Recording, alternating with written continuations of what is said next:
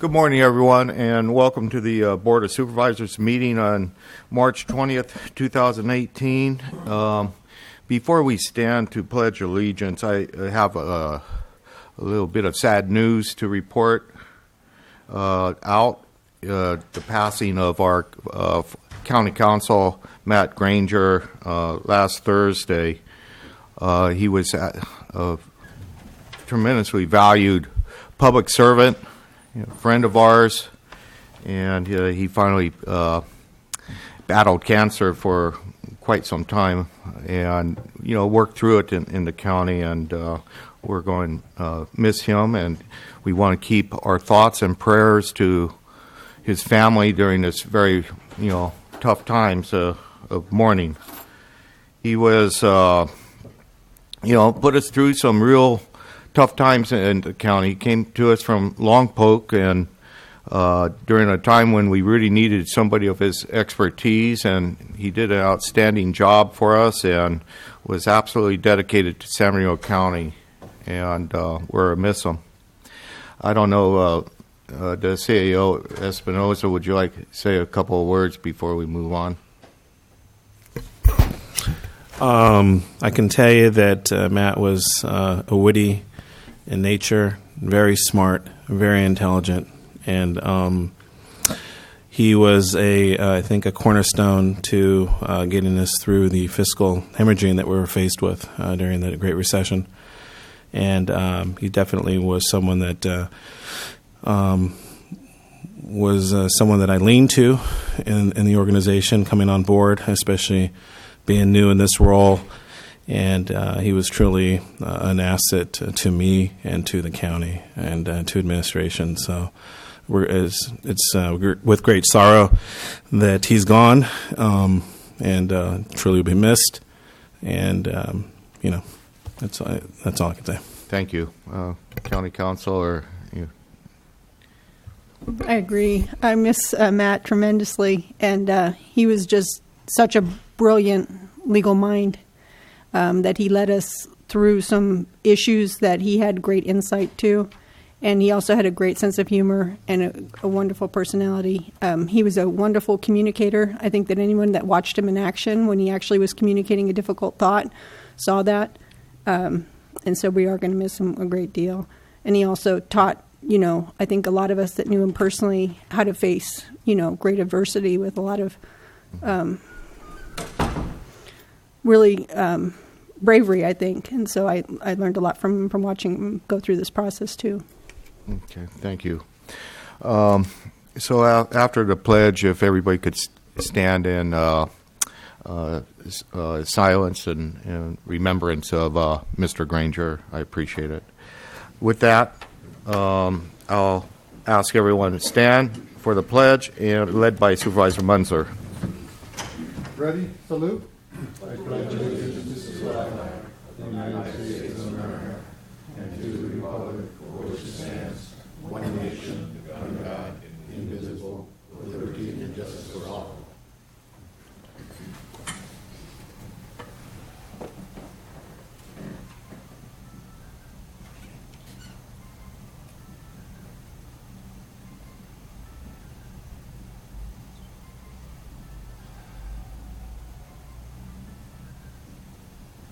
Okay, thank you very much. Can I have a motion for a certificate of posting? So moved, Mr. Chair. All those in favor say aye. Aye. Opposed? Hearing none. We'll move on to presentations and recognitions. Do we have anything this morning? Is it CEO Espinosa? Sorry, where are we at? Any presentations or recognitions? No, none, please. All right. Move on to public comment. Do we have any speaker cards? Yes, we do, Mr. Chair. First speaker is Mandisa.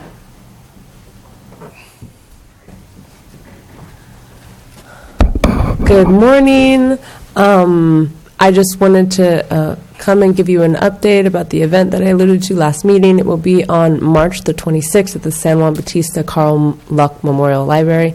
I have invited Mr. Chair to come and attend, and he has confirmed, and so it's definitely open to only two of the other board members who would like to come. I don't want to keep anyone out, but I am very happy, Mr. Chair, that you have agreed to come, and also some other county staff. And I am contacting members of the public and have been in contact with a limited number of legacy farmers who did apply for amortization. I sent out an invitation email, and I would just invite you, Mr. Chair, to forward that to the list of amortized farmers and complete, because I really would like to engage in conversation with everyone who's been affected by that process, and anyone who would like to potentially support regulated cannabis in the county going forward. I think it would be an opportune time to just open up the conversation. And thank you very much for offering your time to come and speak with us. So I'm feeling really positive about that, and I will be giving you folks an update about it. It will happen next Monday, so I guess at the next board meeting. I just want to say good morning and thank you for all your hard work. Thank you. Marty Richmond.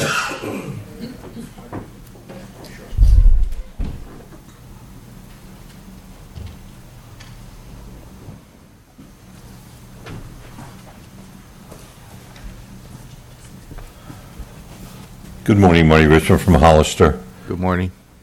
First of all, my condolences to the Granger family. Matt was just the definition of a nice guy.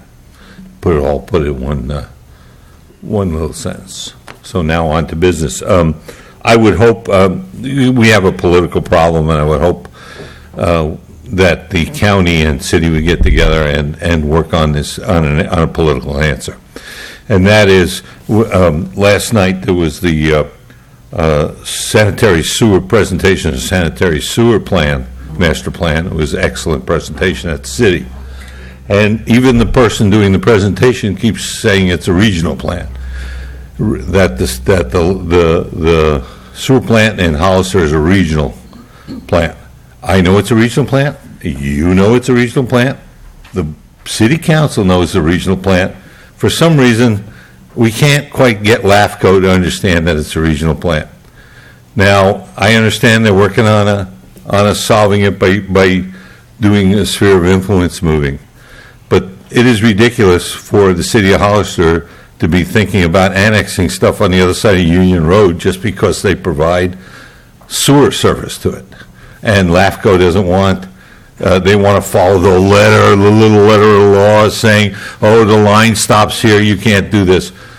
Now, we know, not only do we know it's a regional plant, but we know that the wastewater people want it to be a regional plant. They want as few plants as possible. That makes their job easier. So we need to go to them. Together, the city and the county need to go to them and say, guys, this is what we got, a regional plant, and you need to send a letter saying, since it's a regional plant, it can provide sewer service to the region. That's what it was designed to do. The benefit is they get only to deal with one large plant instead of 10 small plants, which makes their life easier. The benefit to you is you know where you're going to get your sewer service. The benefit to the city is they get more people to pay for this monstrously expensive. I won't say it's a monstrous plant because it happens to work very well. Thank God for that. But it's monstrously expensive, $100 million in capital, and operational costs are a lot. And now we got to also hire more people to work on the sanitary sewer system. That'll make it cheaper for everybody if you have more people on it.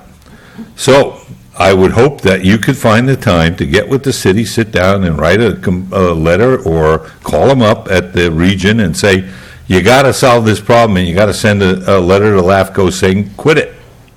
We don't want to have to annex stuff 20 miles from here just because we supply the sewer system. Thank you for your time. Mm-hmm. Thank you. Steve Becerra.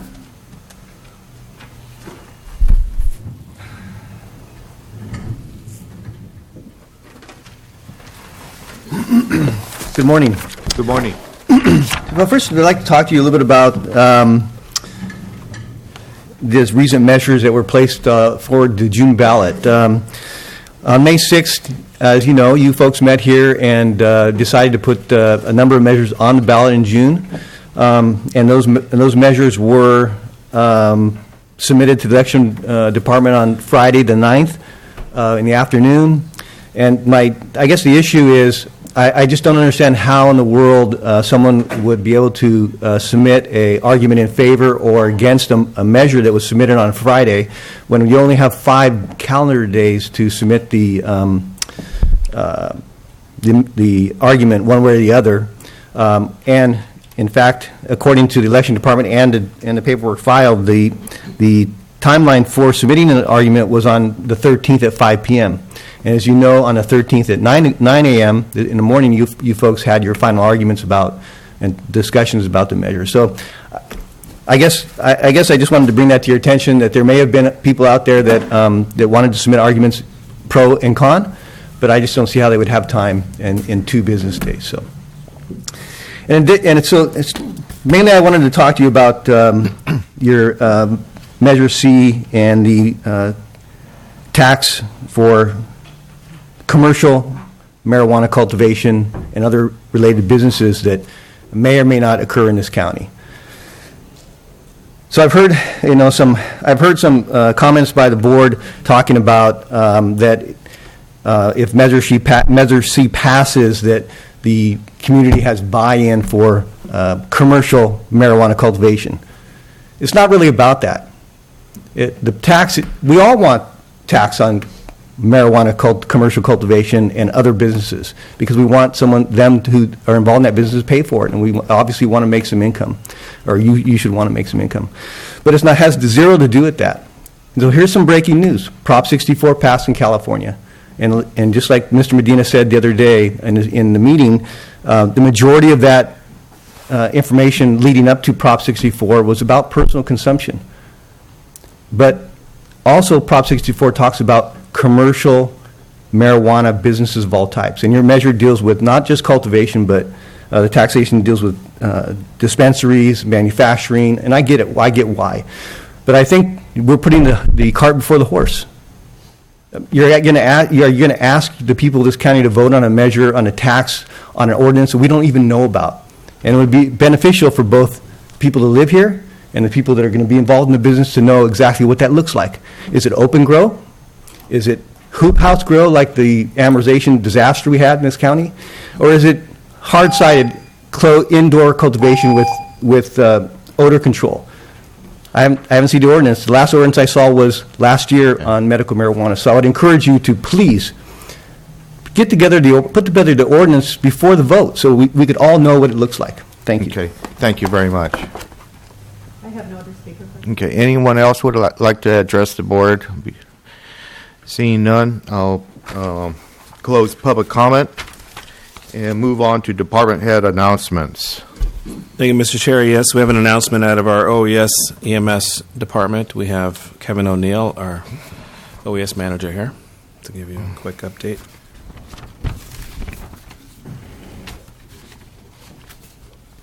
Well, good morning, Mr. Chair, members of the board. I just want to take a quick minute of your time to introduce a new member of my office, Brian Lasota. He's been with us for a little over 6 months, just past probation, and I just wanted to make sure that that you saw him, could put a face to the name. He would serve as my primary backup should something happen and I have to leave, or any unforeseen circumstances I could not act in my role. Brian is a very well-experienced paramedic. He also has a master's degree from California State University, Northridge. Very competent, very capable, and we're excited to have him on board. Brian, I don't know if you want to say a couple words. Mr. Chair, members of the board, just want to say a quick thank you. It's been an honor to work here so far, and I look forward to moving forward and working with Kevin and the rest of the county to move forward. Great. Thank you. Thank you for coming on board, and best of luck to you, and congratulations. Thank you. Thank you. Thanks, Kevin. We also have another announcement out of our elections office. We have Joe Paul Gonzalez.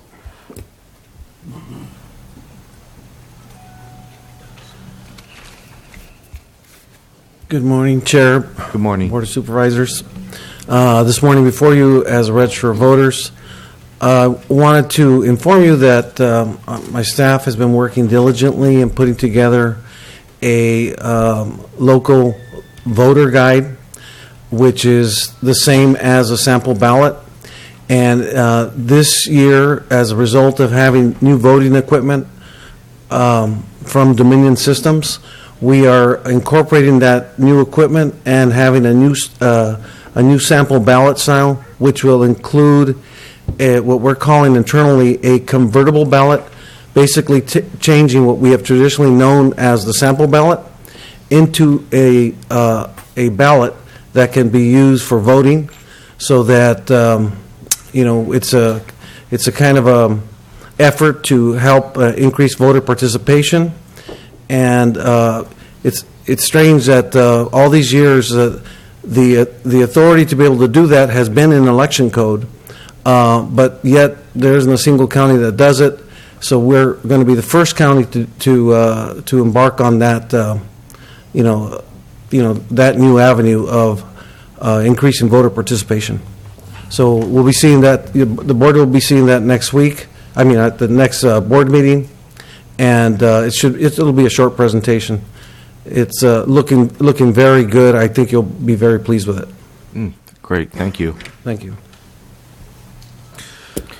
Any other announcements? Yeah, we do. I wanted to announce the actual arrangements for Matthew Granger. It will be at the Grunwald Emmett Nelson Funeral Home, March 25th, 2018, at 11 a.m. So that's this Sunday. So make sure the board and public were aware of that.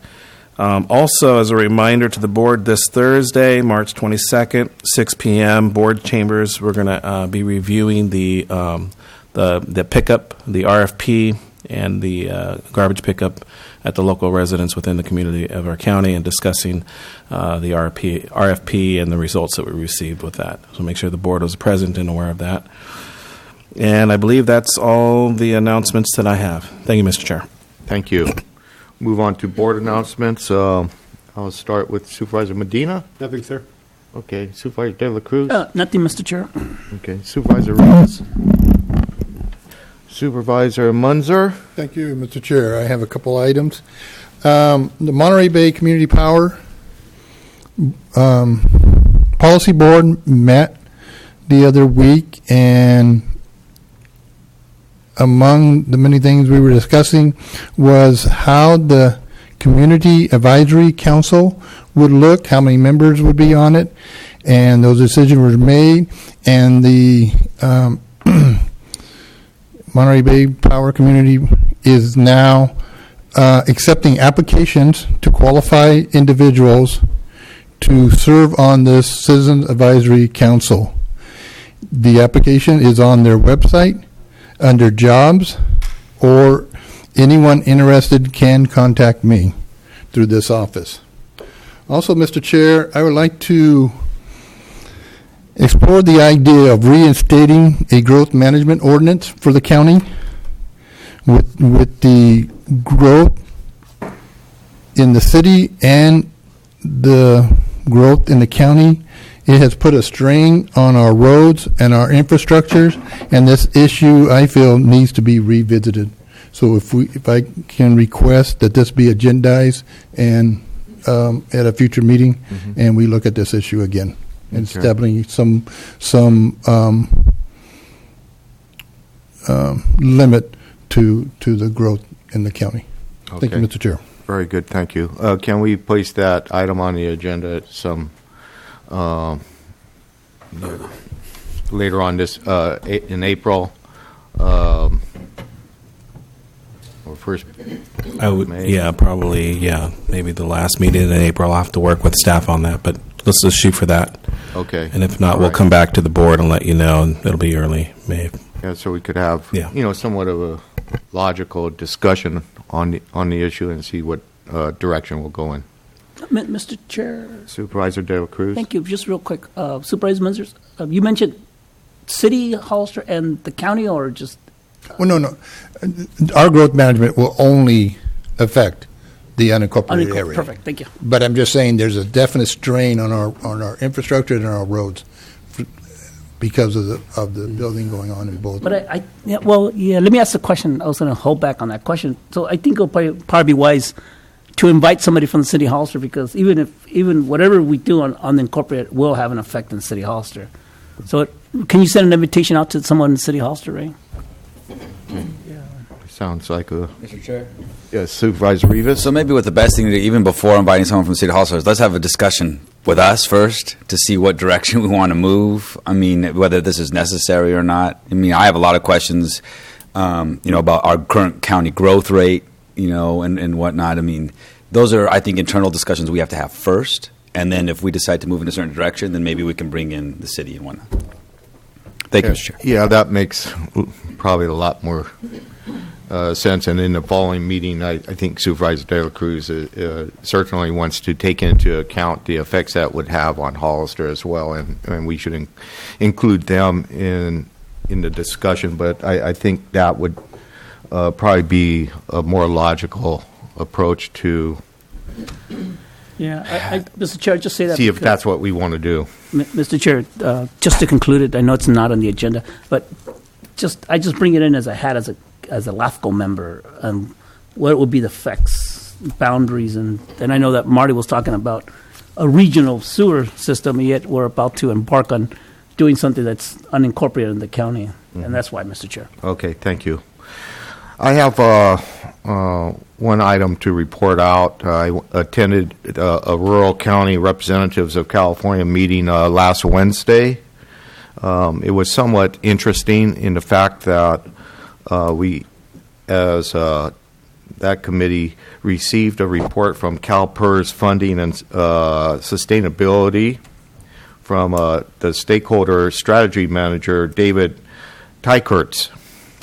And if anyone's interested in that report, I do have it on my computer, and make contact with me. I'll send you the whole presentation. But long story short, they're a little bit more optimistic about the PERS program than the counties are. In fact, before the presenter came in, the chair asked, kind of maintain your your anger, and I think we did a very good job at that. But the fact is that PERS, for every dollar that comes in, about 64% of the retirement funding. This is what I found interesting: is that it comes from investment returns, and another 30-some percent comes from county and city contributions, and 13% or less is employee contributions. But the PERS board is made up of employees. And so that kind of struck a pretty raw nerve with the counties in the room. In any case, CalPERS stated at this meeting that they're 70% funded, and they feel pretty comfortable with that number. They got to kind of hope that they continue to receive the returns that have been projected, and that's at 7.5%. And we don't feel as comfortable about that as they do. But I think one other point I'm going to make before moving on is during member county concerns and issues, Tulare County pointed out that they have a unfunded liability of $350 million. And what they ended up doing, which is kind of keeping our hip pocket maybe, to do the same or consider it as an option, is pension obligation funds. They locked in at 4.5% rather than what we're going to be looking at, closer to 8.5%, 9% from our last report in the next couple of years. That's a big difference. Just an idea out there that Tulare County is working on. Also during member county concerns, Butte County, which it might be of interest to Supervisor Rivas because I know he's working hard on the opiate task force here in our county, which is a problem nationwide, as we all know. is suing the pharmaceutical companies that make opiates on the epidemic, and they asked other counties if they want to join in on that effort. We took positions on 3 propositions. Proposition 70, greenhouse gas reductions and a reserve fund. We took a position of support. Proposition 71, the effective date of state ballot measures. We ended up supporting that. And Proposition 72, property tax exclusion for rainwater capture. And the RCRC board took a position there. If there's any other concerns or comments, feel free to contact me. I have the whole report on my computer. So with that, we'll move on to consent. Supervisors, is there any items would you like to pull? My apologies, Robert. 3 and 6. Item 6? 3 and 6. Oh, 3 and 6. Okay, thank you, Supervisor Medina. Any others? Would anyone from the public would like to pull an item from consent?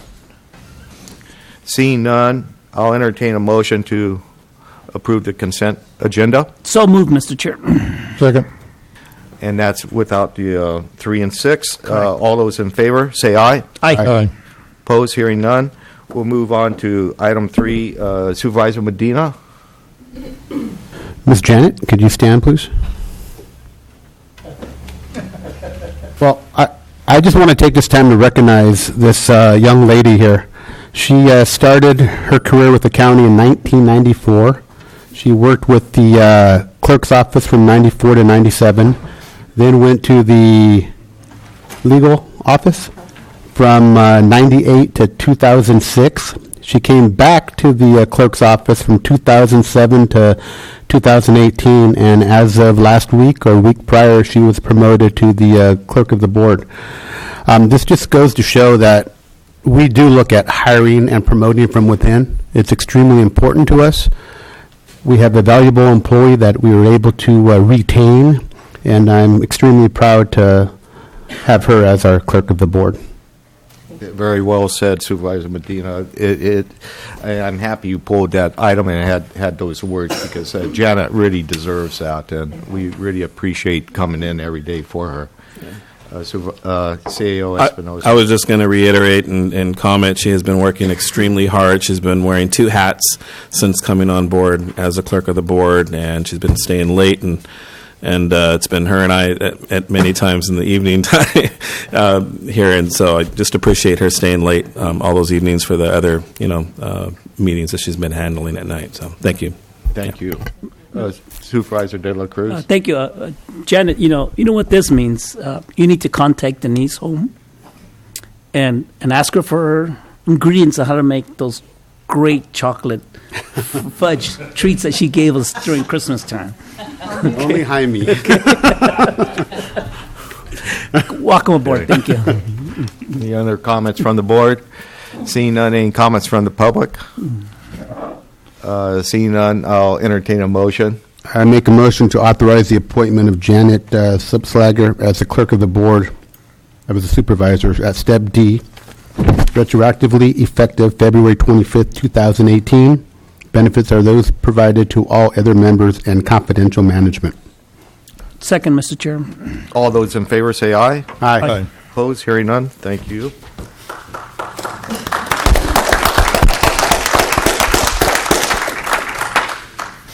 We'll move on to item 6. Supervisor Medina. Number 6 is a twofold question. This is a learning process for me, and also just some clarification. What we're looking at is the approved reimbursement agreement with Bristol SB LLC for reimbursement of initial project review costs in order to fully reimburse county costs for outside planning consultant work and internal staff costs related to the initial review of the Floriani Ranch project.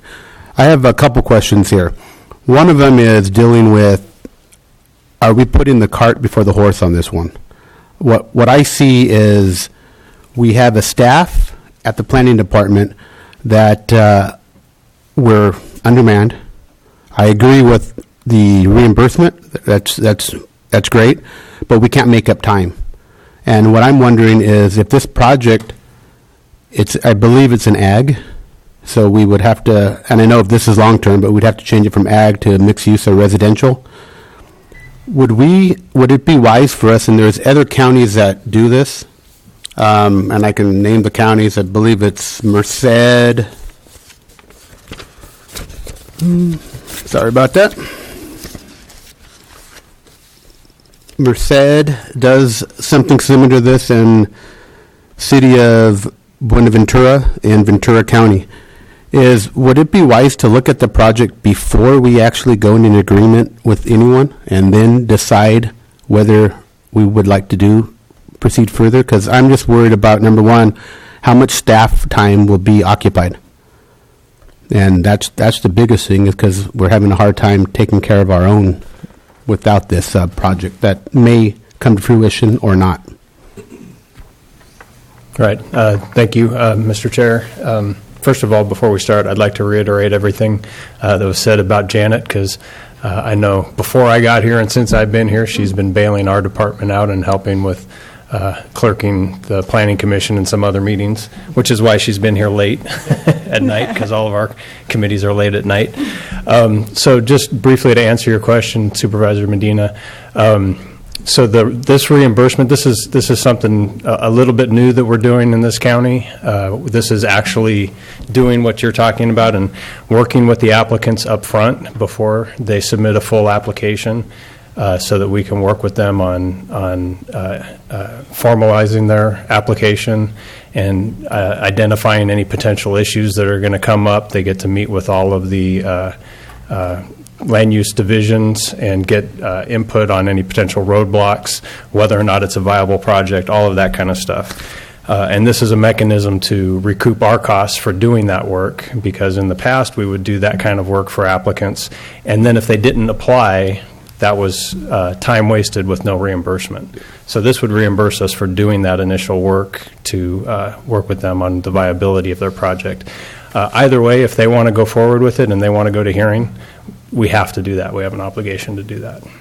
Yes, but just on the reimbursement, when I'm looking at Section 4, the term, the term of this agreement shall commence on the effective date and terminate upon the later 120 days after the county approval of the last discretionary permit or entitlement for the project, or 90 days after the final resolution of any legal action.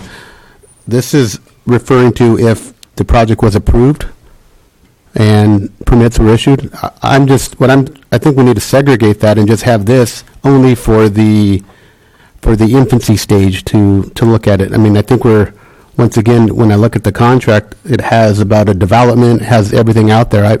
I like the way you're going, but what I'm thinking is just strictly for the infancy stage, not anything further.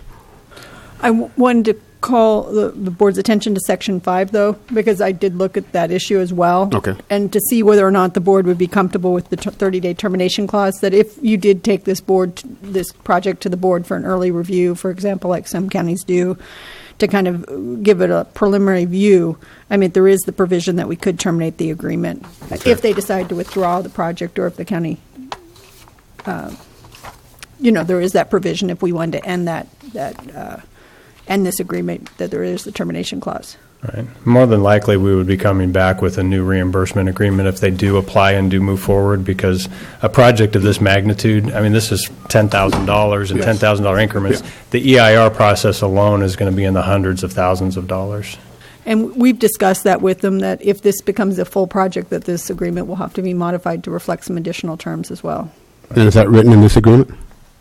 No, that's not. So that's all I'm trying to say is we often look at this as, well, we talk to them. Yeah. And I do not want to get into some type of contractual or he said, she said argument. I want to make sure everything's in black and white. Yes, we can terminate this agreement with 30 days' notice.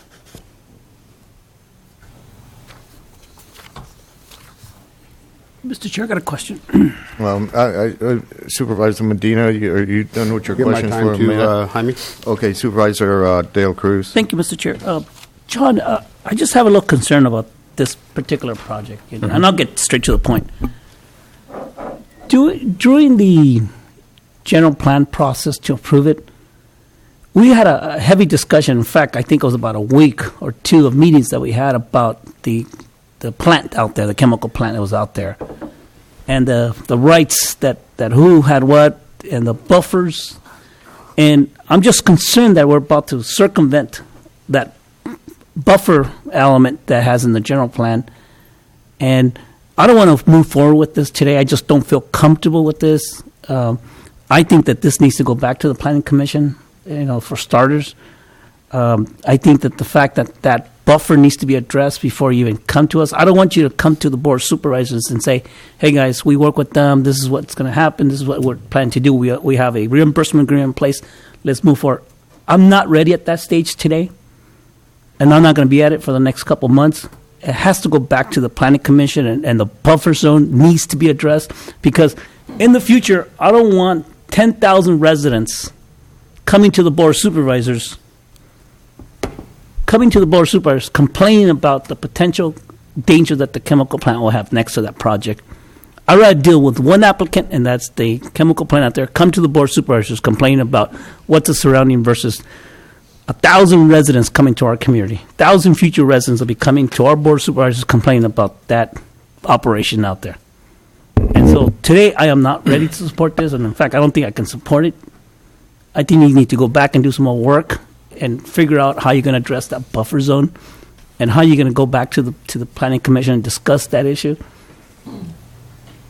If it's acceptable, maybe to the board, maybe I could put this over to a future board meeting and have. I do want to make sure the board understands, and perhaps we could talk to maybe a minority of the board, 2 members of the board, just to separate out the merits of the project versus the reimbursement agreement, because they can proceed with the application whether or not there's a reimbursement agreement, and so that those are the issues that we can flesh out when it comes back to the board. But so this reimbursement agreement has nothing to do with the project, the validity of the project, the general plan, anything.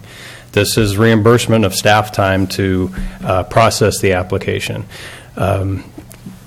Regardless of past discussions, everything, this is an application from an applicant, and we have to review it with them. We have to take it through the process, and then we have to take it to hearing.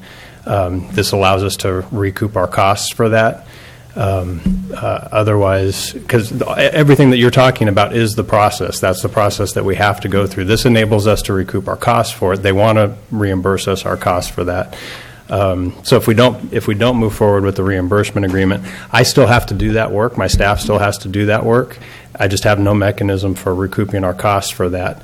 And it's through that process that we address the general plan issues. We go to the Planning Commission as part of this application. How does it meet or not meet the general plan requirements? And it's that review that gets reimbursed through this process. So, Mr. Chair, and I know that Supervisor Mark, I got you, Supervisor, and then Supervisor Munzer, and now I'm going to come back to Supervisor Medina. Are you finished? Oh, no. Okay, so the first item let's move, if we do move forward with this reimbursement agreement, the first item of discussion I mentioned will be how do you treat that buffer zone, right? Sure. Well, there's several issues with this project. It has major hurdles to overcome. That's one of the issues: providing viable water source, wastewater treatment plant, all of those types of things, and that's all part of the process. This is going to be probably a multi-year process that we go through on a project of this size. All right, thank you, Mr. Chair. Supervisor Munzer. Yeah, I'd like to make the comment, Santana Ranch that everybody criticized was a 30-year process. This is 10,000 units. How long is this going to take? But the other thing, I think John already answered my question, but I want to just reiterate it. All we're talking about is recouping the monies that the county has to spend in starting the process of this applicant. Whether we like the project or don't like the project is irrelevant That'll come later, right? to this discussion. We just want to recoup our monies that we're having to spend to legally look at this project. So I'm okay with going forward with this today, and then staff can come back and update us in timely manners. Thank you, Mr. Chair. Supervisor Medina? Yes, I agree with Mr. Munzer to a point, but if you read the entire part of this, it goes into talking about permits and talking about everything else. If we can bring this down to just looking at the application and nothing else, then that's where all we are on the hook for. That's what I'm referring to. Sure, I think we were looking for leaving leaving this open so we had the ability to come back and amend it rather than coming back and doing a new agreement. But if we just want to keep this to the pre-application phase, I'm fine with that. Personally, I want to keep it to the pre-application because historically, when we go into these contracts and we go into these, that's not a development agreement, but development agreements, we often find a little bit of problems. That's why I'd like to keep it real sweet and short and no gray area whatsoever. Sure. That's my wish. Okay. Any other comments from the board? Supervisor De La Cruz? Just one more comment, I guess. And I understand. Thank you, Supervisor Munzer, for bringing that, reality back to the discussion table. I know that this is a 10, 20-year project, but the problem is that we're facing a lot of negative feedback from the public today because of what prior boards did 5, 10 years ago. And so the question I asked before the board member is that when are we going to say, okay, this is just the beginning, this is just the starting process, but knowing very well that once you open up the gates, it's hard to say no to a project when it comes to the board of supervisors. So, and that's why I need to start questioning these things right from the get-go. Thank you, Mr. Chair. Thank you. And, I'll throw in my 2 cents. I think that's one of the reasons why Supervisor Munzer wants to bring in, have that discussion about some sort of growth management ordinance for consideration of this board. Myself, I've never been enthused about, growth out, residential growth out on the Balsa. I was not for that community study area then. I still think it's premature to consider it anytime soon. But that doesn't mean that a person that owns property should not be able to submit an application for a project. And I think what the RMA director is looking for is just make sure we're recouping our costs. One of our big one of the criticisms I've had since I've sat on the board has been that the planning office should be getting more of a percentage back on returns for services rendered. And that's what this contract is all about. And I think it's more than fair that our costs for the pre-application is reimbursed to the county because it's a big project and a lot of staff time to work with the applicant. And the applicant, in fairness to him, is made aware of some of the issues that we would have to have mitigated in order to even consider him to move on. And so I like the suggestion from Supervisor Medina as far as kind of narrowing it down to more the pre-application process and see what direction the county wants to go in going forward, but we should be reimbursed. Supervisor Medina? Yeah, I'd like to make a motion. Go ahead. I'm sorry, public comment. Sorry. Is there anybody from the public that would like to comment on this issue?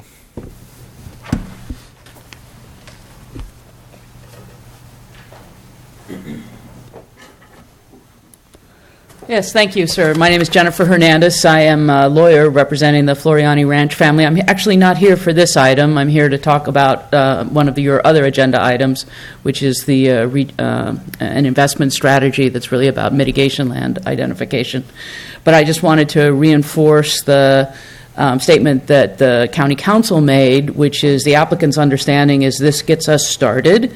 An application has been filed. There's a legal right to have an application process once it's filed, and that's the process we've just barely begun. And this agreement exclusively allows staff to come back and charge us for their time or charge us for the time of retained experts to begin. There's no EIR underway. There's no full application that's been submitted. It's literally the very, very beginning of the process. And as noted, it's for a pretty modest amount of money. And the expectation is there will be not just expectation, but the right in the agreement is that the county can come back and say, okay, now we need a lot more money to do the EIR or whatever. At that point, if we elect not to proceed, then it stops there. But you are in charge at every point in that process. And so I think that, the process of changing the amount or, adding a new provision that would set up a process for, say, a consultation with this board or planning commission or anything else, those would all be amendments to the contract that would come back to you. So rather than a, quote, new contract. So as drafted, it allows you to shut it down on 30 days' notice, and you still have this obligation to process an application once it's filed. So I think it leaves you all the power that you have to simply say no at any time to continued work under this agreement, and it certainly doesn't launch an EIR or any big public process of any kind. So thank you for your time. Thank you for stepping up. Anyone else from the public? Seeing none, I'll recognize Supervisor Medina for a motion. Make a motion to rewrite this contract to only include pre-planning stage and bring back to the board on April 3rd. I'll second that motion, Mr. Chair. Okay. All those in favor say aye. Aye. Oppose? Hearing none.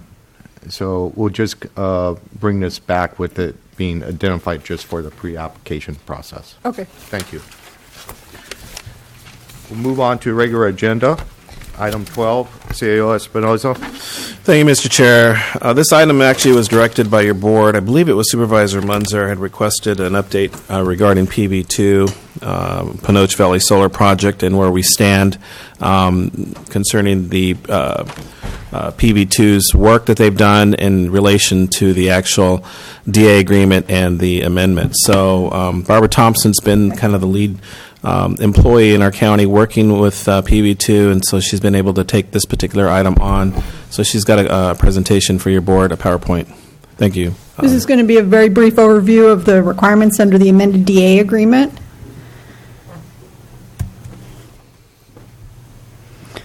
Okay, the first obligation is by May 31st to reconstruct a contiguous mile of the road as directed by RMA, pulverize the existing asphalt, et cetera.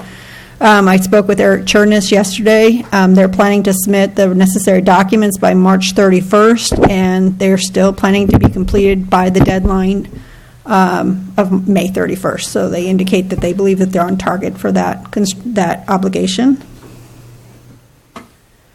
This one is patching any potholes after construction. That one's not due yet because it will occur after construction process. The large financial obligation for the project was a guaranteed minimum of $4,250,000 for sales and use tax. This one is in progress. We've received approximately 31.5% of the county's portion of the sales tax. I spoke with Eric Chernus. He indicates that there's been additional sales tax that has been paid, and it's still in the process of being received by the county, and they believe that they're going to reach this amount by September 30th, 2018. We'll have to just wait and see how those progressions occur through the rest of 2018 up to September. They did pay the $2.5 million within the 5 business days after the DA agreement was recorded. Reimbursing the county for reasonable expenses related to the quarterly reports to verify that the sales tax is being paid. This one's in progress. They're being billed as the HDL bills are received. Mr. Chair? 1 second. Ms. Thompson? Thank you. Barbara, so you're sending them bills, right now? The auditor's office will be sending them bills. Oh, we haven't sent them a bill yet? I don't know. I did say that they said that they're billing them as the bills come in. Yeah, because I know there were some issues in terms of trust. I mean, that's the best way I can say. I just want to make sure that they were paying within the 30 days and holding back payment.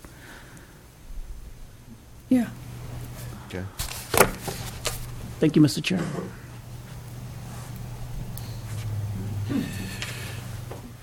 The billing that you're referring to would be billing connected with services provided by HDL for monitoring of the sales tax, that it's, can be separated from our regular sales tax, this project-specific sales tax. And we have not received a bill for that specific service yet. So once we do that, once we do receive the bill, that's when we will send an invoice to the PV2 management. Thank you, Mr. Chair. Thank you, George. The sales tax comes in quarterly. Those are quarterly payments that the county receives. And what Mrs. Thompson just described as 31%, this is 31% of the Radley Burns sales tax, which is the 1% local portion. That $4.25 million includes all the sales tax that the county receives, including the AB 109 type of funding, the public safety funding. What is the other? I can't think of the term right now. The funding that the Health and Human Services receives, and mental health and public health. Those are all funding sources that that are driven, that are paid through the sales tax. And so the project of the HDL is to be able to monitor all those sources so that they, that they can confirm that that $4.25 million was received by the county. Supervisor Munzer has a question. Yep. Barbara Dropel, can you go back to the slide where it was talking about the sales tax? Yes. There's two slides. The one 4.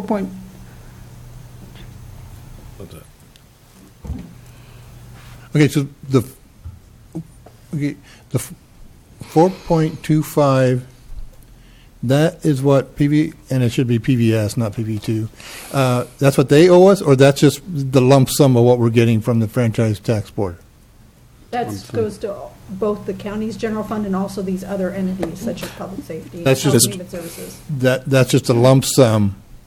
Mr. Chair, if I may. Not a lump sum, yeah, it's based upon the CEO. sales tax. If I can add clarity, so what's being described here is that there's a percentage, 3.3125% total, which includes the county general fund share, which is 1%, county public safety share, 0.5%, 1991 realignment share, 0.5%, 2011 realignment share of 1.06, and the county transportation share 0.25. So all those add up to the figure that we're discussing here. What we did in the development agreement or in our agreement is that they were obligated to make sure that these funds were they were placed back into these buckets, so to speak, by September, I believe is the date, September 30th, 2018. If they do not, they have to write the county a check for the difference. That was what we had asked for, and that'll come back to the county itself. Yeah, thank you for that clarification. Okay. All right, we'll continue with the presentation.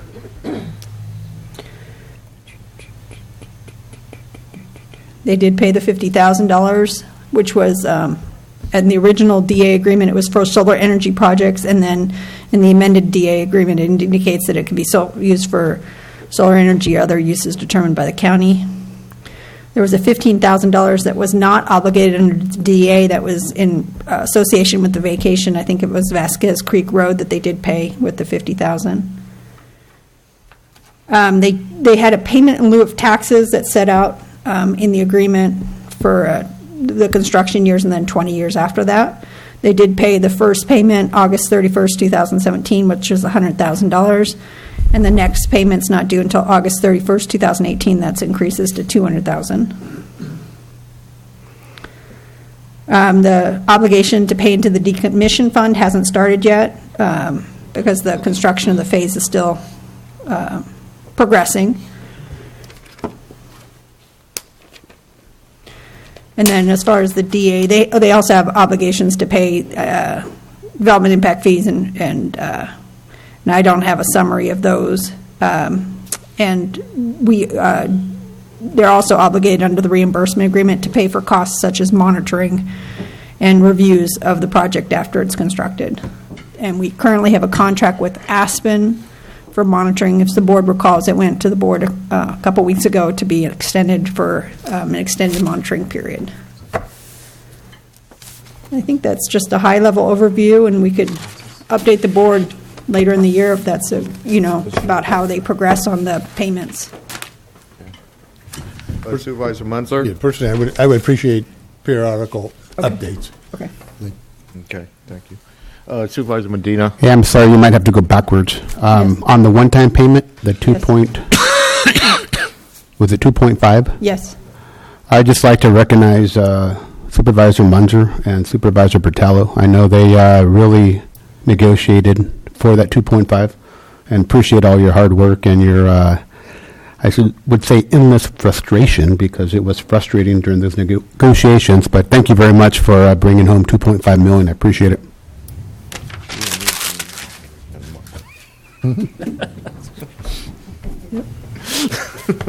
Okay. Any other questions or comments from the board? Any questions or comments from the public? Mr. Marty.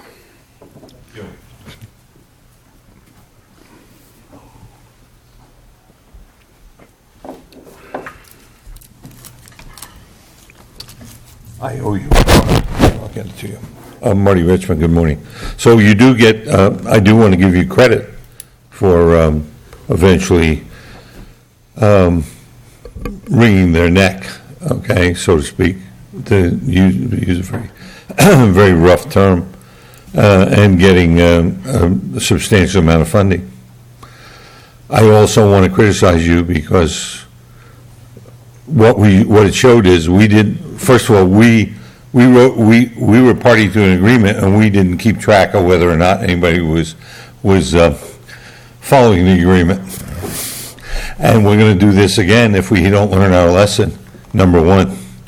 Number two is almost any project can be canceled, sometimes due to force majeure, something we have no control over, other times because people make bad decisions. In this case, it was a third-party issue with the environmental group. So, it would be a lot easier on all of us and a lot cheaper in the long run if you would consider putting in all the requirements of what's going to happen if the project's canceled in the front of these contracts rather than trying to negotiate it in the back of the contract after the fact. But the most important part is if we have agreements like this, and this is not throwing any rocks at this particular group, if we have agreements like this, we need to put in place ways to monitor that agreement. And by the way, that costs money. You're not going to be doing that for free. So when you got to arrange for them to pay for that, because otherwise, if we don't monitor the agreement, every time we have a hiccup, we're back there trying to figure out where we are, where we were, why this didn't happen, how come the money didn't go where it was supposed to, how come they didn't hire the people they said they were going to do. And so people come here often to San Benito County because we have limited resources. They make a lot of promises with the understanding that you're not going to make sure those get fulfilled. Because sometimes because of oversight, sometimes because of bad management, sometimes because you can't afford to have somebody run around after them all day long to make sure they do what they're supposed to. So I suggest you start looking at these things hard and say, we ought to put all this in place before the fact, and that applies not just to this particular project because it's too late, but to future projects. Hopefully there will be future projects. That's the right way to manage. Thank you. Okay, thank you. Anybody else from the public? All right, I'll bring it back to the board for any other comments. Seeing none, I think we are, keeping our eye on the ball on this project. CEO Espinosa. I can I'll just reiterate, those are lessons learned, and I think we've learned a little bit from this issue. So in the future, we definitely have earmarked to address the items in advance. One of the reasons why we were able to see this is just to verify. We actually had them and called them on what progress of the project, where they stand, and that's when this whole thing came to light about them actually reducing the size of the project and scope. But with that being said, it's definitely there are some good words there that Marty had mentioned that we're definitely taking heed of. Thank you, Mr. Chair. Okay, thank you. All right, with that was the information item, and no action is required for that. So we'll move on to the next agenda item, which is an update on the Regional Conservation Investment Strategy letter.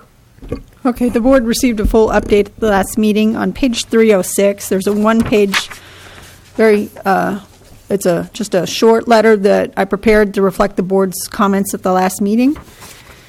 In addition, there's 2 additional bullet points on page 302 that the board could direct or not direct to be included in the letter. And I'm just submitting this for the board's approval of the letter as drafted. And that reflects the board's consideration at the last meeting. Okay, great. And the page 307 was just the backup from the last meeting as well. And I believe that there's members of the public that would like to speak with today. And I have reviewed the draft of a letter from that one of the property owners is going to be submitting to the in response to the RCIS as well. Okay. Any comments or questions from the board? If not, I'll just go ahead and open it up for public comment.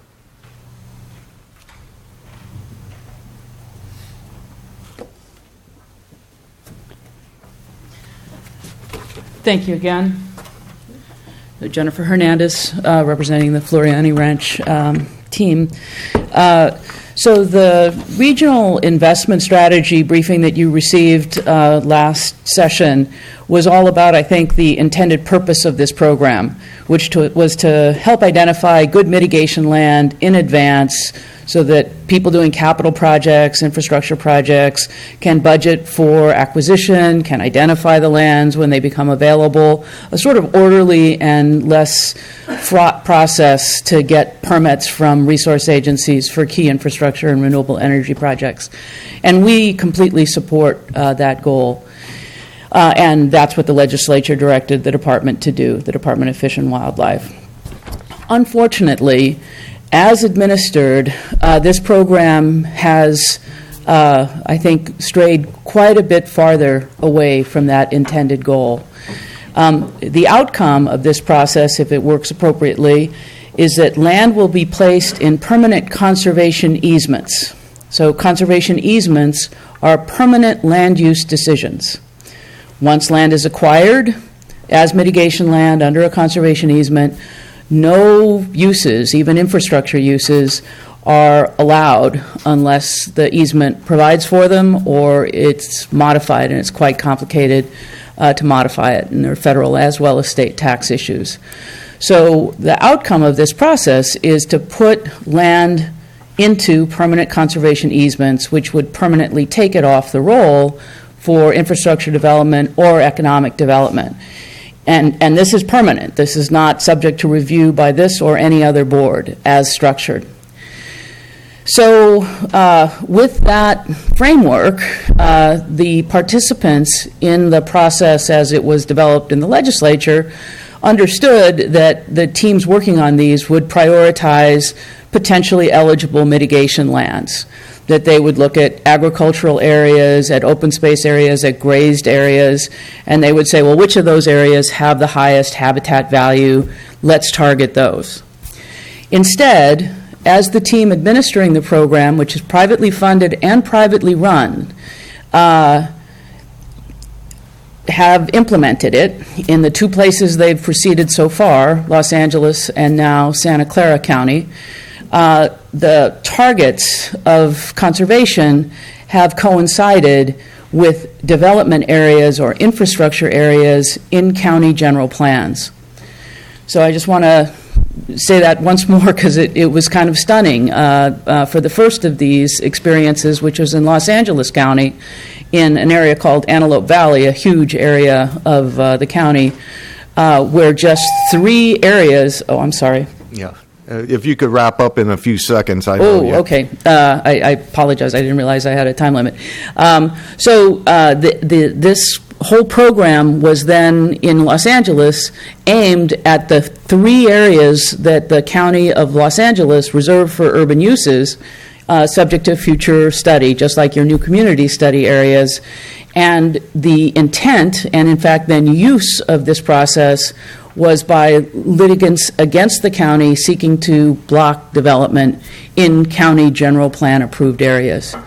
We would ask you to look at our letter, but most importantly, we would ask that you actually oppose the Santa Clara Regional Conservation Improvement Strategy, investment strategy, applying to your county at all, except to the extent that the mitigation is for projects that are in and serve this county, or that you approve, and moreover, that the investment strategy be aimed at lands that aren't proposed for economic or infrastructure development. Soap Lake and Shore Road would both be infeasible areas for development. Thank you. Thank you, Ms. Hernandez.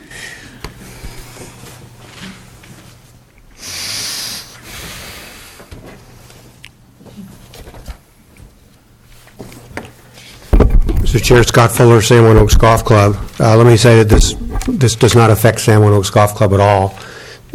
We're beyond this already. We have mitigation on site that's already been dedicated. But so I just want to say a general concern, and probably similar to what the previous speaker was saying. This was presented as voluntary, et cetera. I'm sure there are some benefits to this.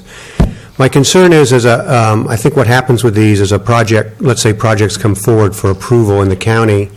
Although this is supposed to be completely voluntary, et cetera, when a project is before you or the Planning Commission, invariably people come up either from this organization or from the public and use this area and its goals to throw roadblocks up against projects. Because they'll come up and say, oh, well, and this is a project that maybe doesn't want to mitigate in this way. They have other mitigation. They have other plans. But instead, they're caught up in this voluntary program because decision makers like you and the Planning Commission are presented with the fact that, oh, this proposed project is within this area, and this area has these goals, and this project is going to conflict with those goals. Second, it seems that this is, from what I got of the presentation that was done a couple weeks ago, California Fish and Wildlife is very involved in this. I'm not exactly sure how specifically, but it seems like it's hand in hand with them. And I also worry if an applicant goes to California Fish and Wildlife for permitting, and California Fish and Wildlife is working with this program in our county, California Fish and Wildlife may say, okay, go talk to these people and do what they want. And that may not work for certain projects, and I'm worried those projects go back to Fish and Wildlife, and Fish and Wildlife may say, oh, this project's going to take a lot longer now for us to permit because you're not complying with this program. So I'm not sure what the answer is to this. I think if you make these comments, they're going to say thank you for the comment. So maybe that it's some policies you adopt here, but I think it's really important that it be truly voluntary. And I am worried that in practice it becomes not voluntary. And I'm not saying I'm opposed to this. I'm just concerned about the possible effects. Thank you. Okay, thank you. Any other comments from the public?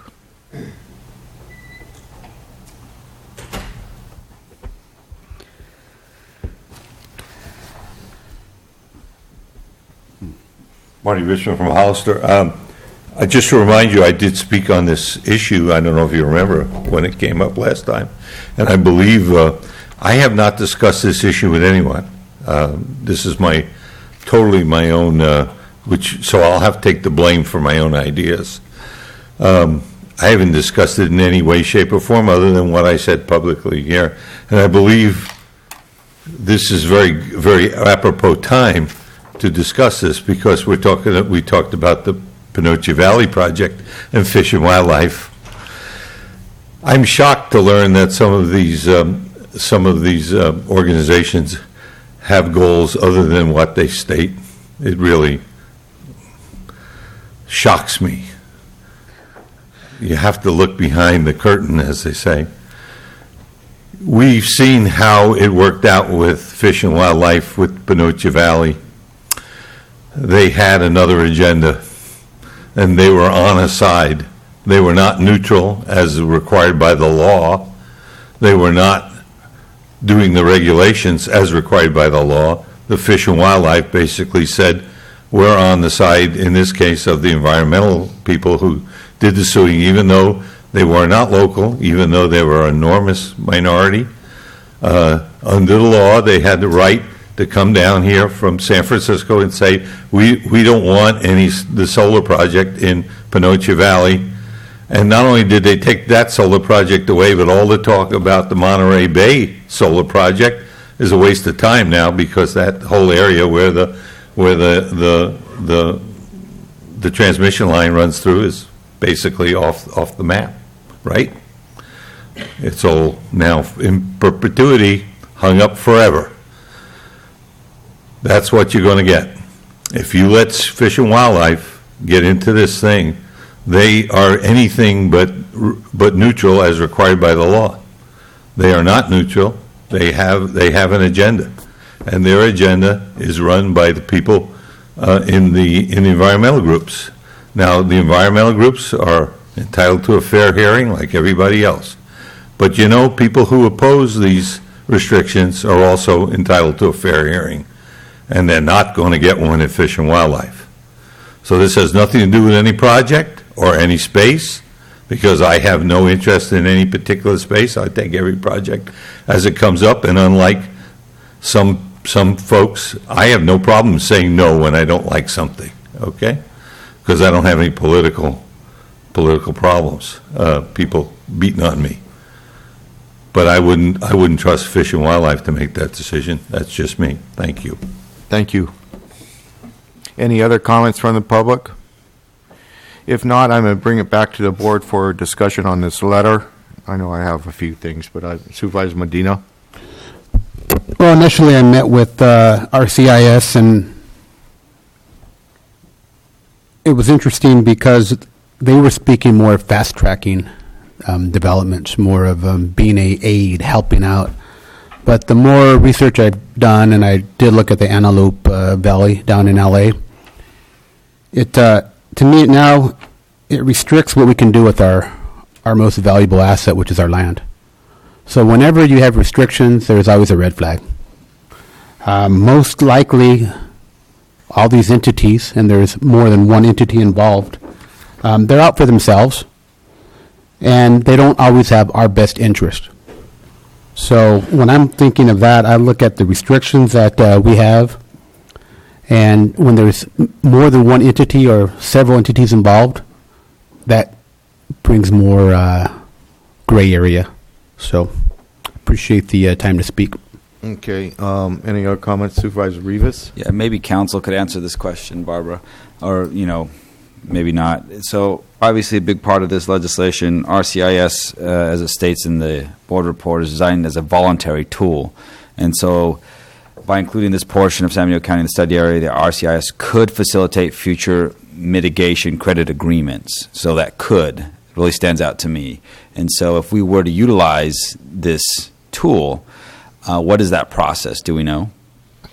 Like, if we have to undergo some kind of mitigation with, a project in our county, would we turn to them? I mean, it's an option. We don't have to utilize them, but if we were part of the program, we could.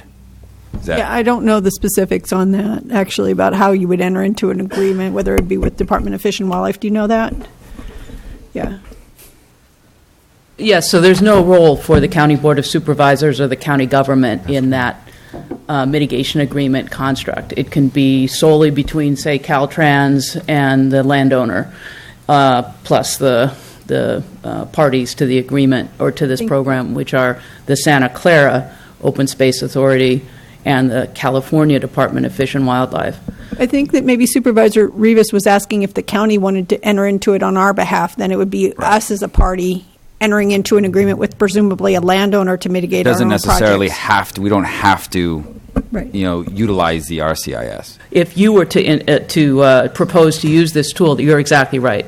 That you could use it, how you use it, whether you get full credit or not, are all issues for future negotiation. Yeah. Okay. Thank you. The only thing, one of the things I think we have someone that could represent the RCIS, maybe make a couple comments. It's not like I'm reopening public comment. It's just a person that comes from that agency that I think could answer a couple of the board's questions. So please come to the podium, and I won't hold you to the 3 minutes either, but I'm sure you can answer it within that period of time. Okay. Thank you. Good morning, Mr. Chair, and members of the board. And yes, thank you for the opportunity to respond, and also for the opportunity at the last session to present about the RCIS. So in answer to the question, exactly as Jennifer was saying, that if the county chooses to enter into a mitigation credit agreement, it could do so if it has a project it wants to mitigate impacts for. So that does have that option. It's a voluntary tool. And I think, as Jennifer pointed out, also, if another agency, like a transportation agency, wishes to work with the Department of Fish and Wildlife and enter into their mitigation credit agreement, they can also do that independently. And it's true that there is no role in that case for the Board of Supervisors to interact with that agreement. If I may, can I add a couple of brief comments, too? And I have great respect for Jennifer and the Floriani family. We met with them and had a good discussion and encouraged them to provide their comments to the Department of Fish and Wildlife. In response to an earlier comment, it is the Department of Fish and Wildlife that owns the RCIS. We, the Open Space Authority in Santa Clara Valley, are merely a sponsor. And they will receive the comments and address them. And we do encourage the board to submit its comments. I do want to point out that the RCIS, to my understanding, does not create additional restrictions. It's simply a voluntary tool that collects existing information about species, et cetera, that allow for advanced information that the regulatory agencies provide when a project is considered, and so it does streamline and provide benefits to those projects. Okay, great, thank you, Supervisor Munzer. Yeah. So I guess, Mark, before you said, I think this is directed to you. So when you say that Fish and Wildlife owns the project, did they draw the boundaries, or did the Santa Clara Open Space Authority draw the boundaries? So that's correct. The Department of Fish and Wildlife does own the document, and it's the process actually took place through a large group of stakeholders, and that included us, the Open Space Authority, Department of Fish and Wildlife, other regulatory agencies, and private consultants. ICF International was the primary consultant in this case. And so that group decided where to put the boundaries. Okay, all right. And I think I concur with Scott Fuller, one of the earlier speakers. Fish and Game, and we could probably spend the rest of the day going through our issues with our Fish and Wildlife, going through the issues we have as a county with Fish and Wildlife and the mistrust. And I concur that even though this is a voluntary program, if a project was going forward that Fish and Wildlife didn't like again, such as our solar project in Benito Valley, they could use this against us. Just as it was reiterated, that either force an applicant to go work with your agency, or if they said no, we don't want to, then they could just start throwing all kinds of roadblocks up. So it's very hard to support this at this stage with that fear in the background. And but I guess what I'm trying to also stress is we're very late in this process. We're at the end of the comment period, so we either make a comment today or then we have no other opportunity to make a comment. And as far as changing the boundaries at this stage, it's probably not realistic. Is that correct? So my understanding is it would be difficult to change the boundary at this point, but certainly if that's a desire of the board, I would absolutely encourage you to make that comment. If I may respond to your earlier comment as well. And I have not been involved in certainly those earlier issues that have created mistrust of the Department of Fish and Wildlife. I totally understand that situation exists and respect that. I want to reiterate that the intent of the RCIS is just to be a voluntary tool. That's not something that the department would force on anyone. In fact, the legislation was created out of the Department of Fish and Wildlife's desire to correct situations where there were complaints that issuance of permits was taking far too long, right, and was confusing and time-consuming and costly. And so this was their attempt to create a tool that would speed that process up. So it's really intended to help. I feel it's unfortunate that it was misused by environmental groups in the Antelope Valley. That's not what it was for. And I don't believe that the department intends to use it as any tool to force anything to happen anywhere in this state. Mr. Chair. Ms. Thompson? Oh, I just didn't know whether or not it's totally at the board's discretion about whether you review the letter that was submitted by Ms. Hernandez to determine whether there's any portions of that letter that you'd like to incorporate into the board's letter as well. If you wanted her to summarize any of her key points. Well, here's my take on this. The trust factor with fish wildlife is non-existent in this county, and it's not just with PV2. It's a number of projects, and I'm suspicious anytime you have an overlay and we're not within the authority of making decisions. That's where you lost me on that. And I think the letter that we have here addresses some of that. And I appreciate the county council's putting it in context of our concerns. But we need to add one more paragraph to this letter if the board, sees the wisdom of it, is that we would be opposed without full implementation of the bullet points that we have stated above of any sort of environmental overlay onto our county that we really don't have any,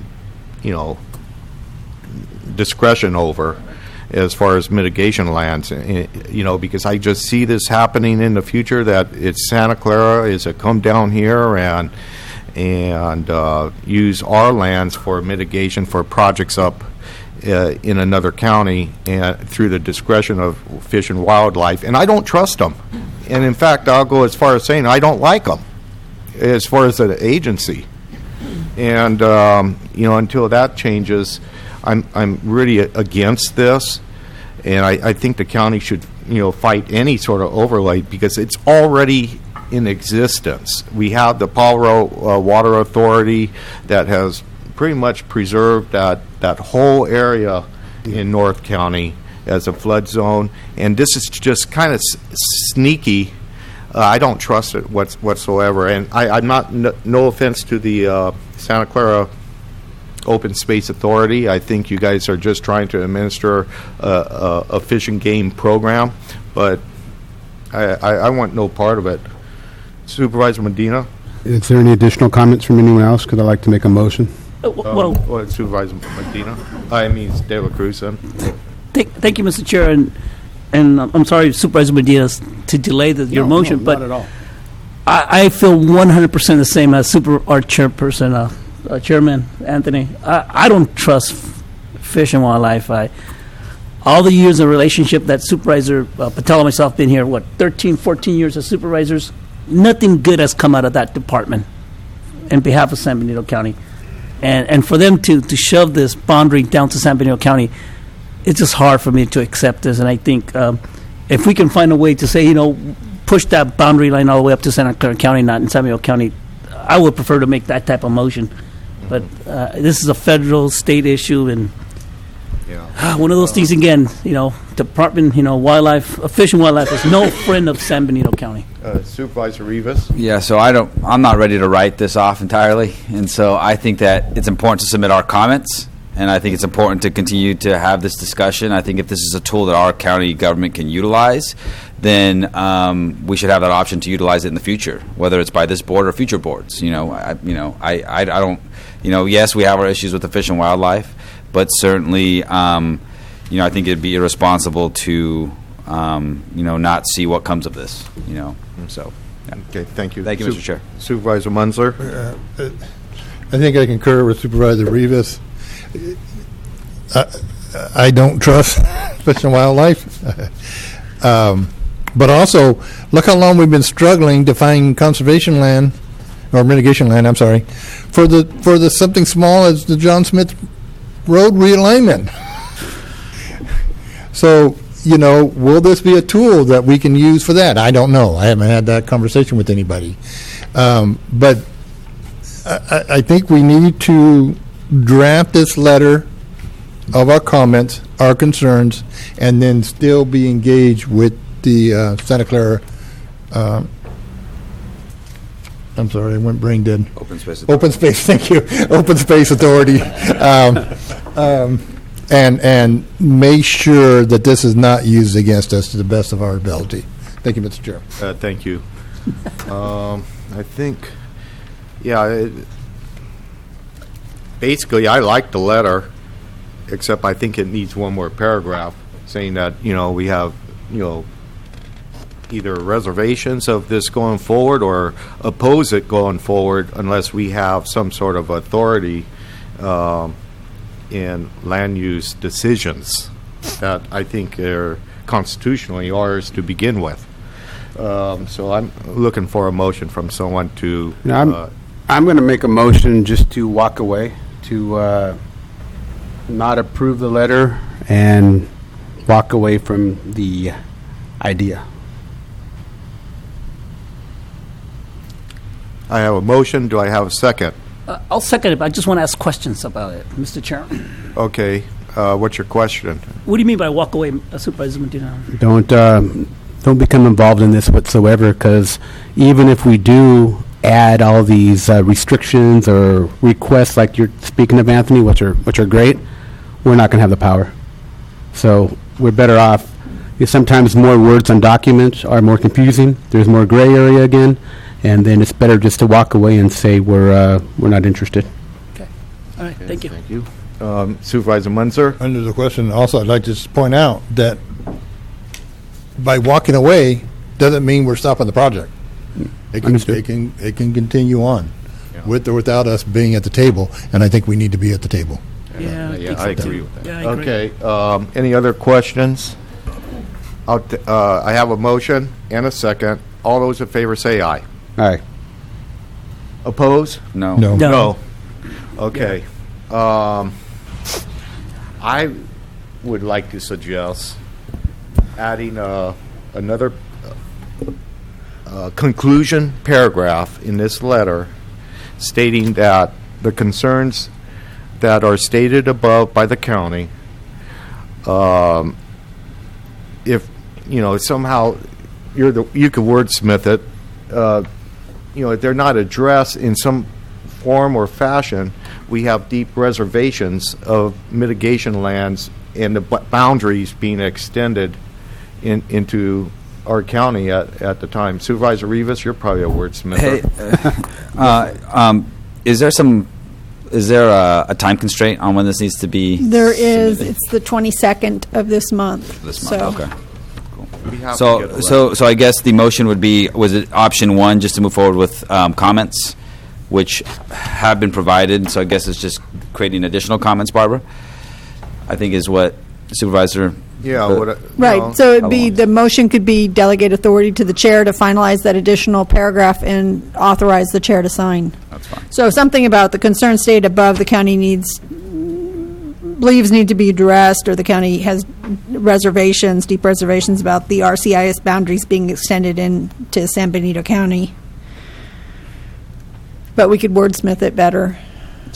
All right, Supervisor De La Cruz, you had something to add? Yeah, I might not get any support on this one, but I would like to see a sentence in there too, Mr. Chair, that says that Department of Fish and Wildlife needs to have a better working relationship with San Benito County. We would the words that you could say something.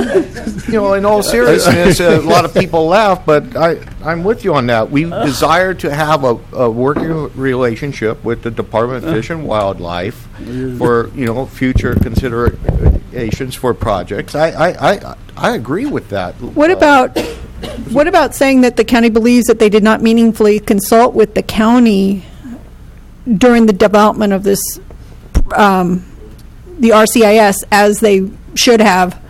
I believe that they should have had more meaningful consultation with the county during the development of the draft RCIS, because we were kind of left out of that process. Mr. Chair, I believe County Council's suggested motion was for us to vote to give you authorization to work with staff to come up with the final wording of this letter. Okay. And I would support that motion.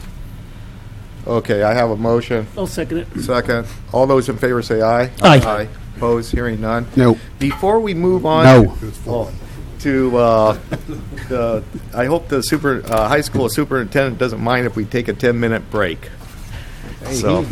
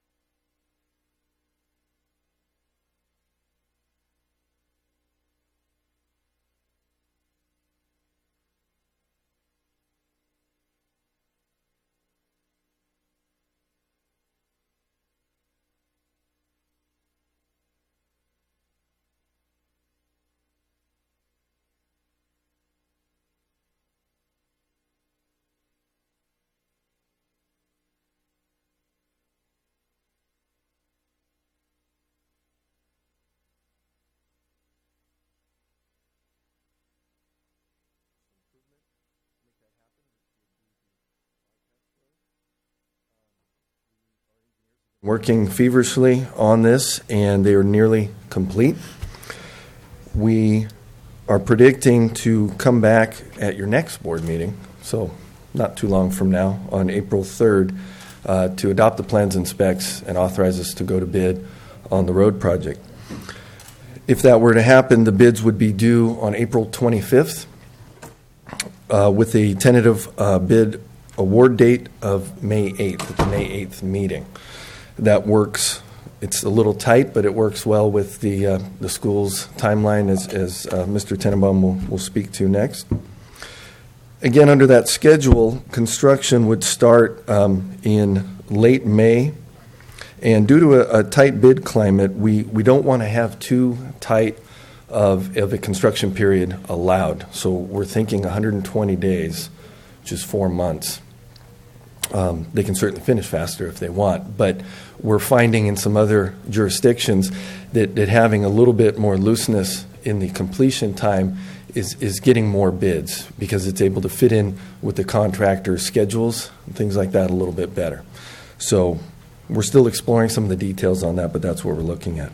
Additionally, on April 3rd, we will bring before you a reimbursement agreement, MOU, with San Benito County Water District. To, again, save time and costs, we are proposing to construct their underground pipeline at the same time we do the road, and they will reimburse us fully for those construction costs. We will bid them out as 2 separate line items so the costs are fully known. Also, we will bring to you an easement for the road to accept.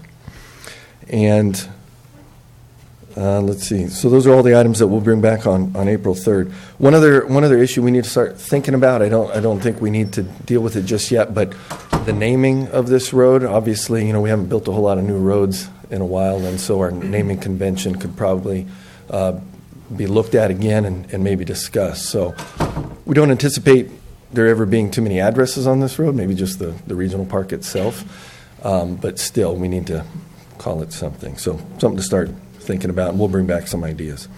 So with that, if there's no questions on our part, Mr. Tenenbaum is going to give a brief update on what they're doing over there as it relates to the road. So good morning, Mr. Chair and Board. Really appreciate the time this morning. Thank you very much for placing this item on the agenda. Before I start, I just want to commend your staff. Adam Goldstone, Louis, and Ray have been tremendous. You've got an excellent team and excellent collaborators and great representatives of the County of San Benito. So as you can see, this is our revised facility master plan. As of January, this is our second iteration of it. We are moving very fast and furious in a very hot construction climate right now. Project number 5 is the one that's underway right now, which is 177,000 square feet of AstroTurf, basically field turf for our multi-use field for athletics and PE, and that would be adjacent to the actual bypass road. Our completion date is early May of 2018. We currently are at the Department of State Architects for a multitude of other projects. So I'd like to point those out to you. On the far left, number 1, which is our science and robotics building, basically 27,000 square feet of state-of-the-art lab space for our students. And that is the red kind of delineated line around that would be the fencing and staging area for that particular project, which will break ground on June 11th. So if you remember, we're going to have graduation on Friday, June 8th at the high school, which seemed to work out nicely when one of our projects got a little delayed at DSA. But we'll break ground on that particular project on June 11th. And then to your bottom right-hand corner, which are the bulk of our projects, number 6 is the softball stadium, number 7 is the track and field football stadium and PE facility, and number 8 is the aquatic center. And you'll notice the red demarcation or red line around that will be the construction staging area for those particular projects. All of that will commence on June 11th. So we're already in the bid cycle. We're getting comments back from DSA. We're responding to those comments, and we believe we'll be in and out and ready to go to break ground on Monday, June 11th. We're also in the bidding process right now for the traffic mitigation measures for Nash Road. So again, a big thank you to your staff. Thank you to the City Council. City of Hollister has been tremendous working with us on the engineering aspect and the design. We have secured right now a multitude of bids for the gates and the traffic calming measures through Powell and the adjacent neighborhoods. Our bid timeline to secure a bid there is May 15th. So our contractors have asked us that by May 15th to let us know if it's a no or a go or no-go situation, just because they're specialty projects. We also have projects on the main campus, which is number 10, ongoing this summer, which are all ADA compliance issues. But really happy to report to this board and to the chair. Your staff is excellent to work with, and the district is using its bond dollars well. And a huge thank you to the support from the community for Measure G and Measure U funds. I think you're going to be very proud of your high school and your high school district when it's all said and done. So thank you very much for the time. If there's any questions, be happy to answer those. Do we have any questions for Superintendent? Supervisor Medina. I just want to thank you and Principal Ramirez on an excellent job in the last couple of years. I graduated there in 1987, and when I go back there, it's nothing like it was before. It's just the climate is just amazing, and I appreciate all the things that you've done to make our community a better place with the high school. Thank you. Really appreciate it, Supervisor Medina. Yeah, I know I've taken a tour recently, and I was really impressed with the progress that you're making with this project and the all around opportunities that all the students have at this high school, and you're doing a great job. We're very happy to be somewhat of a partner in this project, and thank you, Adam, for moving this project along the way you have. We appreciate it. You didn't graduate?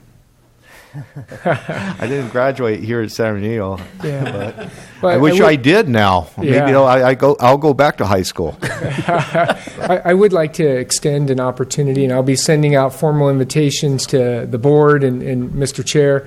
April 18th at 5 o'clock. We're going to have our grand opening of the new Visual and Performing Arts and Academic Building, along with our brand new art gallery inside the main administration building to showcase the arts and our student work. So we'd love to have you. I know we really appreciate your support, and anything we can do to continue that collaboration, my door is always open. Great. Thank you very much. Any comments from the public? Seeing none, this was a information report, and we appreciate that. Before we take into our closed session, I think you have something to add, Adam? Okay. I think today is Louis Valdez's last board meeting in our employment, and I just wanted to express a level of gratitude to him as well.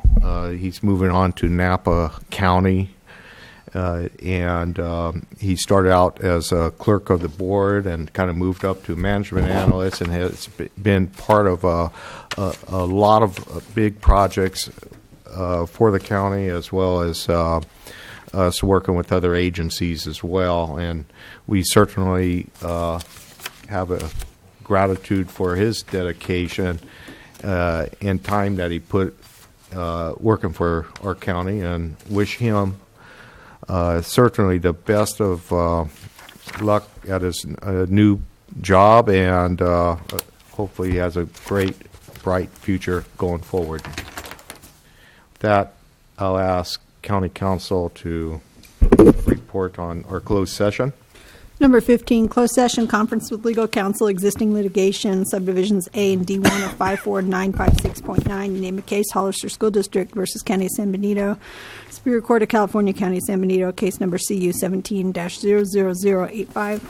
16, closed session pursuant to 54956.95, liability claims, number of cases 2, Karina De Leon, agency claimed against San Benito County member Trindell Insurance Fund, TIP TIBP 550100, and Edward Escamilla,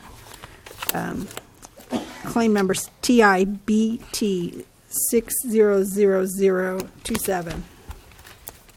Number 17 is closed session conference with legal counsel, anticipated litigation, initiation of litigation pursuant to D4 of Government Code Section 54956.9. I'm sorry. Number of cases, we're going to be discussing one, and closed session conference with legal counsel, anticipated litigation, significant exposure to litigation pursuant to 54956.9. Number of cases, one. Authorized pursuant to subdivision D2 and E1 of 54956.9. Okay, any comments from the public on our closed session items? Seeing none, we'll adjourn to closed session. Thank you.